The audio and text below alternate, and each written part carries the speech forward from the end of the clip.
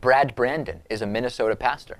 He is linking, earlier in the show, we had one pastor linking Hurricane Sandy, which we are bracing for now, to homosexuality. Now we have a Minnesota pastor named Brad Brandon linking homosexuality to Adolf Hitler and Nazi Germany. So via A equals B, B equals C, what we really have here is that Hurricane Sandy is, of course, linked to Nazi Germany and World War II Adolf Hitler. Anything's possible. Anything's possible. Let's listen to some of the audio.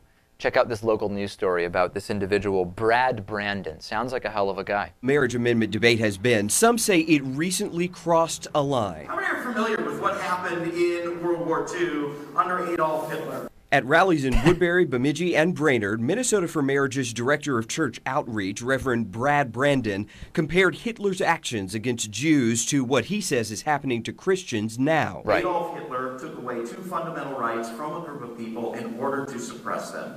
Those two fundamental rights, I'm going to show you tonight, are the same rights that are being taken away from the Christian community. While Brandon said no one side represents Hitler, he didn't stop the comparisons to those against the amendment. Here he is in Brainerd talking to a Jewish audience member whose family was nearly wiped out in the Holocaust. He murdered them. There was no suppression. He murdered them. Correct. He did murder them. But in order to murder them, he suppressed their rights. Minnesotans United for All Families faith director. All right. So it's funny. When I see something like this, remember when Pat Buchanan used to always be very, very skeptical and concerned and worried about the Jews?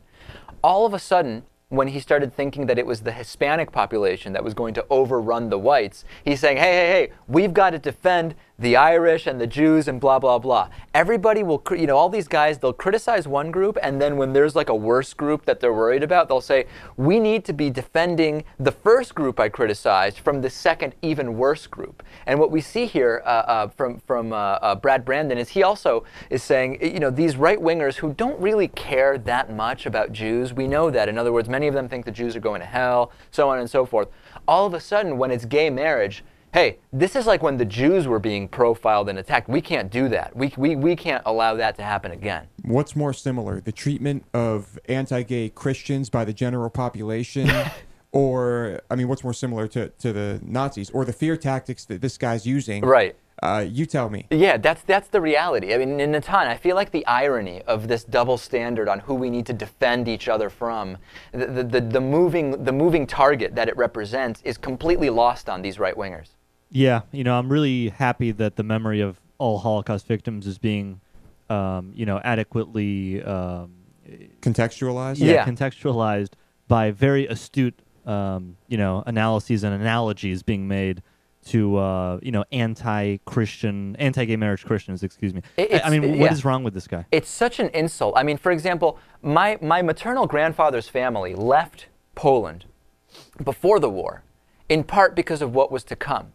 And the idea that the fear there was basically equally as justified based on what happened as anti-gay, bigoted Christians being told, you're not going to be able to impose your hateful bigotry on everybody. It's a huge insult, and it's offensive, and it's despicable. Definitely. That's it.